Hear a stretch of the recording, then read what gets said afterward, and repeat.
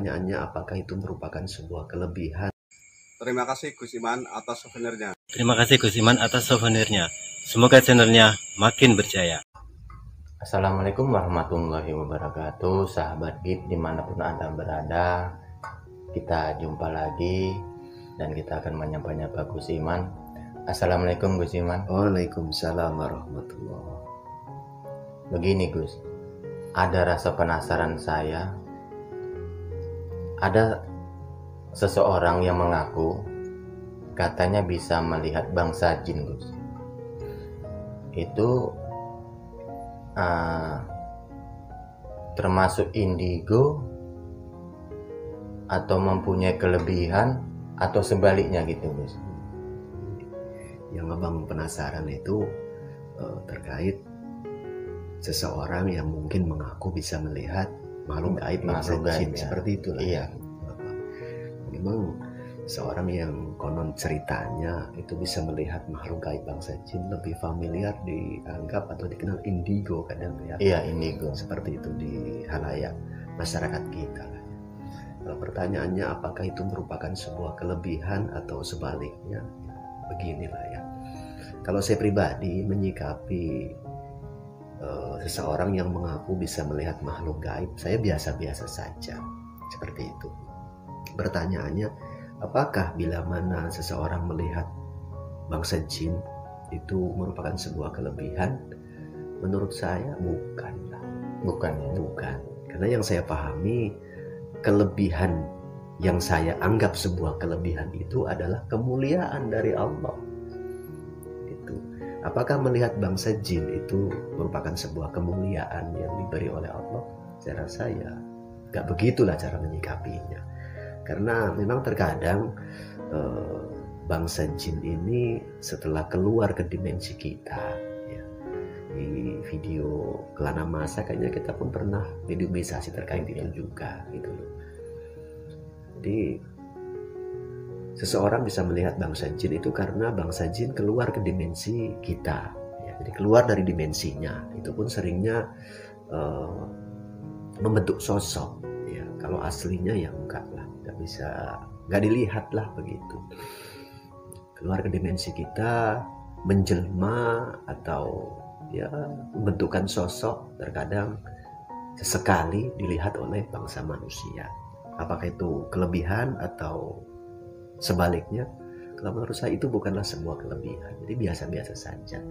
Bahkan berdasarkan beberapa kronologi yang saya jumpai di lapangan, baik itu pasien ataupun yang lain itu, manusia bila mana bisa melihat jin itu seringnya, nggak sih selalu atau nggak semuanya, itu karena sedikit ada problem dalam dirinya gitu. Karena gini Gus, selalunya kalau yang selalu saya tengok ataupun saya tengok-tengok baca-baca di media, yang selalu seseorang yang bisa melihat bangsa jin kadang-kadang mau kerasukan gitu guys.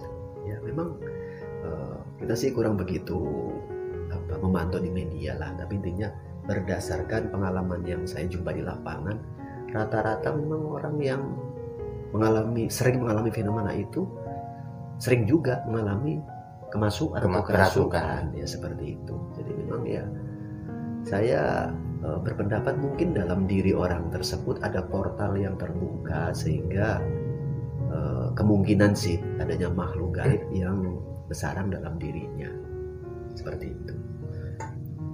Oh, berarti karena ada oknum jin di dalam tubuh manusia tadi ya, maka dia bisa menengok bangsa jin yang lain gitu guys ya. Seringnya seperti itu, walaupun nggak selalu begitu gitu loh. Memang beberapa kontak pernah juga masuk ke WA ya, bertanya kepada kita tentunya, intinya bagaimana cara melihat jin gitu kan. Kadang agak unik ya menyikapi pertanyaannya. Jadi sebetulnya dalam pemikiran saya, untuk apa jin dilihat-lihat kan begitu. Karena lazimnya manusia memang ya tak bisa dan tak perlu untuk melihat gitu-gituan. Takutnya kalau kita turuti lebih lanjut malah jadi problem ya buat yang bersangkutan. Intinya memang secara dasarnya bangsa jin itu bisa melihat kita dari tempat yang tidak bisa kita lihat di mana keberadaannya. Itu dasarnya seperti itu. Perkara konon katanya ada yang jumpa dan melihat makhluk gaib bangsa jin, ya kalau saya biasa-biasa saja. Apakah itu merupakan sebuah anugerah, sebuah kelebihan? Ya bukanlah sebuah kelebihan. Tapi kalau kita sebagai orang awam, kalaupun nampak jin, kita repot juga, Gus. Ya. Contohnya kita lagi naik sepeda motor, contohnya kan, kita di jalan, semua kita nampak. Wah, repot juga kan gitu kan? Seperti itu. Makanya sebetulnya dengan ya kudrat iradatnya Allah lah, Allah menakdirkan bangsa jin itu ditempatkan di dimensi yang berbeda dengan kita. Itu tentunya banyak kebaikan yang memang sudah direncanakan oleh Allah supaya manusia pun nyaman beraktivitas. Tapi terkadang ada golongan-golongan tertentu manusia-manusia yang dipilih oleh Allah. Terkadang bangsa jin terkadang mau menjumpai orang tersebut, biasanya kalangan ulama-ulama. Kalau saya menduga si jin ini mungkin kepingin belajar kepada ulama ini, seperti itu. Jadi saya tidak menafikan, tidak menolak sepenuhnya bahwasannya jin itu tidak bisa dilihat. Ya. Intinya ya kadang-kadang memang mau seperti itu. Jin itu keluar dari dimensinya, menjelma di alam kita, terkadang diketahui dan dilihat oleh manusia. Jadi pertanyaannya, apakah itu sebuah kelebihan atau sebaliknya? Kalau jawaban saya, bukanlah sebuah kelebihan. Bukanlah sebuah kelebihan. Yang kita anggap sebuah kelebihan itu yakni bila mana kita dikasih anugerah oleh Allah, merupakan sebuah kemuliaan. Kadang bangsa jin itu datang bertanya bagaimana cara mendalami agama Islam. Saya yakin betul kalau ada seseorang yang didatangi oleh makhluk gaib seperti itu, mungkin si manusia ini memiliki kemuliaan yang diberi oleh Allah. Gitu. Kalau halayak umum ramai kayaknya ya bukanlah sebuah kelebihan lah intinya. Intinya memang saya pun dulu sering berjumpa dengan orang tua yang punya anak, anaknya sering mengaku punya kawan main ya. Tapi bukan dari golongan manusia. Katanya saat si anak ini mengaku lagi main-main, ditengok sama orang tuanya, ditengok sama kakaknya, itu nggak ada anak-anak yang lain. Tapi dia bisa ngomong-ngomong sendiri, kadang main-main sendiri. Cerita orang tua begitu, ya cerita si orang tua ini. Ya saya menyikapinya mungkin seperti itu, karena memang banyak faktor kenapa manusia itu terkadang mengalami fenomena seperti itu. Apakah bangsa jin itu kadang mau memunculkan diri di hadapan manusia? Ya kadang mau juga. Tapi kita gak usah terlalu terobsesi lah dengan fenomena seperti itu. Bagus kita berpikir yang real-real saja, hal-hal yang positif sesuai ukuran kita. Karena kita ini kan orang awam lah ya. Gak usah terlalu yang aneh-aneh. Apakah sebetulnya jin itu bisa dilihat? Nah itu nanti kan ada pembahasan yang lebih lanjut, lebih mendalam.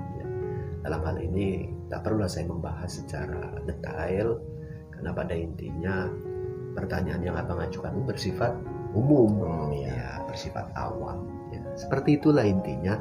Jadi saya ulang balik, tentunya ya jawaban saya, Bang Anto ataupun sahabat GIF semuanya dimanapun berada, tidak usah dibenturkan dengan pihak manapun, karena ini mutlak merupakan sebuah pendapat yang bersumber dari keterbatasan pengetahuan saya. Tapi intinya yang saya sampaikan pun bukan asal-asalan, itu ada dasarnya, jadi mendasar. Karena dulu guru-guru saya dalam membahas terkait makhluk gaib pun ya tidak vulgar secara terang-terangan, karena ada pembahasan yang cukup krusial. Ya, cukup harus hati-hati dan teliti, karena fenomena makhluk gaib itu ya memang ada di sekitaran kita. Makhluk gaib itu ada, cuma seperti apa dan bagaimana tidak seperti kita menggambarkan sosok sebuah benda yang mudah. Kalau ada mana, nggak begitu loh. Sebetulnya manusia ini pun gaib juga ya kan? Ya, di mana unsur manusia yang gaib ini yakni ruh salah kita satunya. Ya. Jadi dalam diri manusia pun ada unsur gaibnya, ada unsur gaibnya. Maka dari itu ya, untuk memahami hal yang gaib kita harus menggunakan kaji dalam. Ya, kaji gaib seperti itu. Baru di situ nanti ketemu tapi tidak untuk diumbar. Ya, itu pun bila mana Allah meridhoi upaya pembelajaran kita. Pembelajaran yang mana? Pembelajaran yang mendalam itu tentunya.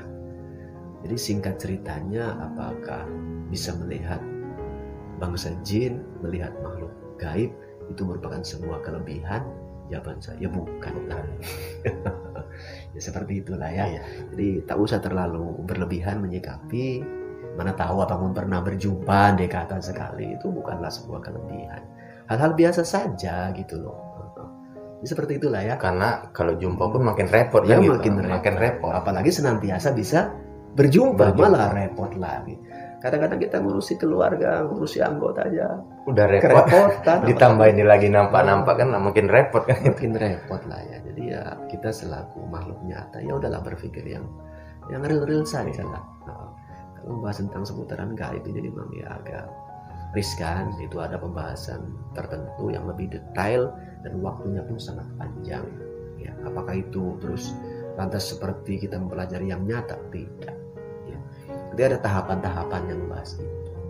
Itu aja lah ya. Iya. Ya, mudah-mudahan sedikit obrolan ini bisa menjadi tambah pengetahuan buat abang dan buat sahabat GIF dimanapun berada tentunya. Di penghujung tentunya bila mana ada tutup sapa bahasa dari saya Bang Anto. Tentunya buat semuanya kami selaku Al-Fakir mohon maaf dan mohon pangapunten karena kami orang biasa sahabat ya, bukanlah orang hebat, bukanlah orang yang luas pengetahuannya. Bila mana ada sedikit pengetahuan yang diamanahkan oleh Allah itu hanya sedikit sebetulnya sahabat ya. Ya kita harus mampu amanah supaya hidup ini penuh dengan keberkahan. Amin. Karena semua itu ada pertanggungjawaban. Mudah-mudahan kita semua bisa diridhoi oleh Allah dan senantiasa mampu menjalankan apa yang diperintahkan, mampu juga meninggalkan apa yang dilarang oleh Allah, sehingga hidup kita hari demi hari makin membaik. Terima kasih Gus Iman, semoga channelnya makin berjaya. Terima kasih Gus Iman atas souvenirnya. Semoga channelnya makin berjaya.